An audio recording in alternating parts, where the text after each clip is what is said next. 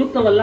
ಇವರ ಮಾತುಗಳನ್ನು ಕೇಳೋಣ, ಇವರ ರೂಪವನ್ನು ಕಣ್ತುಂಬಿಕೊಳ್ಳೋಣ, ಅವರ ಗುಣಗಳಲ್ಲಿ ಕೆಲವು ಗುಣಗಳು ನಮ್ಮಲ್ಲಿ ಬರಲಿ ಅಂತ ನಾವು ಅವರಲ್ಲಿ ಪ್ರಾರ್ಥನೆ ಮಾಡೋಣ ಅಂತ ಹೇಳ್ತಾ ನನ್ನ ಮಾತನ್ನು ಮುಗಿಸ್ತಿದ್ದೇನೆ. ಜೈ ಶ್ರೀರಾಮ್.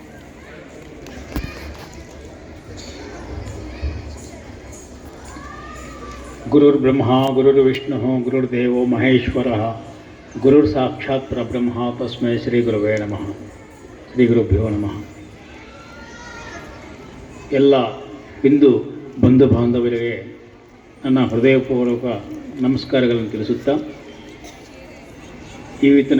ಇವತ್ತಿನ ವಿಶೇಷ ಕಾರ್ಯಕ್ರಮವಾದಂತಹ ಹಿಂದೂ ಸಮಾಜ ಸಮ್ಮೇಳನದ್ದು ಈ ಸಂದರ್ಭದಲ್ಲಿ ನಾವು ನಿಮ್ಮೆಲ್ಲರಿಗೂ ಒಂದಿಷ್ಟು ಸನಾತನ ಧರ್ಮದ ಬಗ್ಗೆ, ಸನಾತನ ಧರ್ಮದಲ್ಲಿರುವಂಥ ನಮ್ಮ ಔನ್ನತ್ಯದ ಬಗ್ಗೆ ತಿಳಿಸ್ಕೊಳ್ಬೇಕೆಂದು ಇಷ್ಟಪಡ್ತೇನೆ.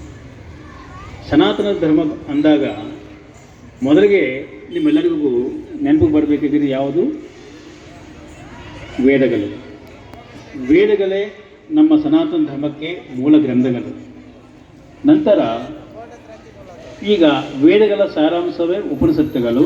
ಆ ಉಪನಿಷತ್ತುಗಳು ಈಗ ಪುಟಾಣಿ ಮಕ್ಕಳು ಭಗವದ್ಗೀತಾ 14ನೇ ಅಧ್ಯಾಯ ಪಾರಾಯಣ ಮಾಡಿ ಕೇಳಿಸಿದ್ದೀರಲ್ವ, ಅವರು ಅದು ಉಪನಿಷತ್ತುಗಳ ಸಾರಾಂಶವಾಗಿರುವಂತಹ ನಮ್ಮ ಸನಾತನ ಧರ್ಮಕ್ಕೆ ಎಲ್ಲರಿಗೂ ಜನಸಾಮಾನ್ಯರಿಗೆ ಹತ್ತಿರವಾಗಿರುವಂತಹ ಆ ಭಗವದ್ಗೀತೆ ನಮಗೆ ಆಧಾರ ಗ್ರಂಥವಾಗಿ ಎಲ್ಲರೂ ಒಪ್ಕೊಳ್ತಾರೆ.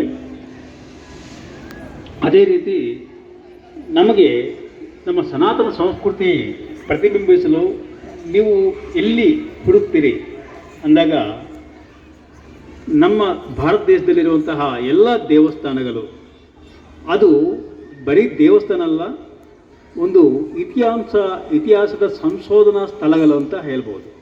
ಅದರಲ್ಲಿ ನಮ್ಮ ಹಿಂದಿನ ಕಾಲದ ವಿಜ್ಞಾನವನ್ನು ಆ ಕಾಲದ ಶಿಲ್ಪಿಗಳು, ಸ್ಥಪತಿಗಳು ಎಲ್ಲರಿಗೂ ಕಣ್ಣಿಗೆ ಕಾಣುವಂತಹ ಕೆತ್ತಿ ಎಲ್ಲರಿಗೂ ಕೊಟ್ಟಿದ್ದಾರೆ. ಅವರ ಋಣವನ್ನು ನಾವು ಯಾವಾಗ ಸದಾ ಚಿರವಾಗಿ ಇಡ್ತೇವೆ.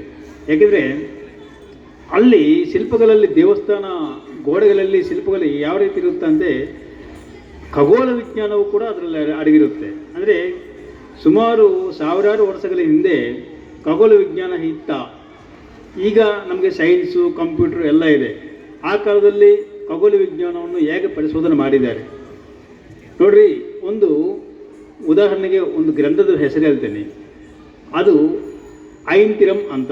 ಅದು ತಮಿಳುನಾಡಲ್ಲಿ ರಾವಣ ಬ್ರಹ್ಮಣ ಮಾವನಾದಂತಹ ಮಯ ವಿಶ್ವಕರ್ಮ ಬರೆದಿರುವಂಥ ವಿಜ್ಞಾನದಾಯಕವಾದಂಥ ಗ್ರಂಥ.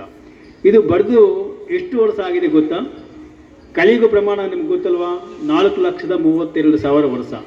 ಇದಕ್ಕೂ 2 ಪಟ್ಟು ದ್ವಾಪರ ಯುಗ, ಅದಕ್ಕೆ 2 ಪಟ್ಟು ತ್ರೇತಾಯುಗ, ಅದಕ್ಕೆ 2 ಪಟ್ಟು ಸತ್ಯಯುಗ. ಈಗ ರಾವಣ ಬ್ರಹ್ಮಣ ಕಾಲ ಅಂದರೆ ರಾಮನ ಕಾಲ, ಶ್ರೀರಾಮನ ಅಂದರೆ ಎಲ್ಲಿರ್ತಾರೆ? ಯಾವ ಯುಗದಲ್ಲಿ? ತ್ರೇತಾಯುಗದಲ್ಲಿ. ಅಂದರೆ ನಮಗೆ ಸುಮಾರು ಒಂದು 17 ಲಕ್ಷದ ವರ್ಷಗಳ ಹಿಂದೆ ಈ ಗ್ರಂಥ ಬಿಡುಗಡೆ ಆಗಿದೆ. ಇದರಲ್ಲಿ ಏನಪ್ಪ ವಿಶೇಷ ಇದೆ ಅಂದರೆ ನೋಡ್ರಿ, ಈಗ ನಮ್ಮ ಭೂಮಿಯ ಗುಣಗಳೇನು, ಅದರಲ್ಲಿ ಸುತ್ತಳತೆ ಎಷ್ಟಿದೆ, ಅದರ ಗಾತ್ರ ಏನು, ಆ ಭೂಮಿಯ ಲಕ್ಷಣ ಏನು, ಮತ್ತು ಈ ಭೂಮಿಯಿಂದ ಇತರ ಗ್ರಹಗಳಿಗೆ ಇರುವ ದೂರ ಎಷ್ಟಿದೆ, ಮತ್ತು ಆಯಾ ಗ್ರಹಗಳ ಬಣ್ಣ, ಸ್ವಭಾವ ಎಲ್ಲನೂ ಅದರಲ್ಲಿ ತುಂಬ ವಿವರವಾಗಿ ಬರೆದಿದ್ದಾರೆ. ಅದನ್ನು ಈಗ ವಿಜ್ಞಾನ ಅಂದರೆ ನಾಸಾದವರು ಕೊಟ್ಟಿದ್ದ ಸ್ಟೇಟ್ಮೆಂಟ್ ಪ್ರಕಾರ ಹೋಲಿಕೆ ಮಾಡಿದರೆ ಸುಮಾರು 100% ಕರೆಕ್ಟ್ ಆಗಿದೆ. ಅಂದರೆ ಈ ವಿಜ್ಞಾನ ಎಷ್ಟು ವರ್ಷದ ಹಳೆಯದು? 17 ಲಕ್ಷ ವರ್ಷಗಳ ಹಳೆಯ ವಿಜ್ಞಾನ. ನಮ್ಮ ಭಾರತೀಯರು ಅಷ್ಟೊಂದು ವಿಜ್ಞಾನಿಗಳಾಗಿದ್ದಾರೆ. ಈ ನೋಡಿ, ವೇದಗಳಲ್ಲಿ ಬರೀ ದೇವತೆಗಳ ಬಗ್ಗೆ ಮಾತ್ರ ಇರೋದಿಲ್ಲ, ವಿಜ್ಞಾನದ ಬಗ್ಗೆ ಇರುತ್ತೆ. ನಮ್ಮ ಸನಾತನ ಭಾರತ ದೇಶದ ವಿಜ್ಞಾನವೇ ಈಗ ಪ್ರಪಂಚದಲ್ಲಿ ಈಗಿರುವಂತಹ ಆಧುನಿಕ ವಸತಿಗಳೊಂದಿಗೆ, ಕಂಪ್ಯೂಟರ್ಗಳೊಂದಿಗೆ ಇದೆಲ್ಲ ನಾವು ಸುಖ ಜೀವನ ನಡೆಸ್ತಾ ಇದ್ದೇವೆ ಅಂದರೆ ನಮ್ಮ ಹಿಂದಿನವರ ಕೊಡುಗೆಗಳು. ಅವರ ವಿಜ್ಞಾನವೇ ನಮಗೆ ಆಧಾರಭೂತವಾಗಿ ನಮಗೆ ತಿಳಿಸ್ಕೊಡುತ್ತಾರೆ.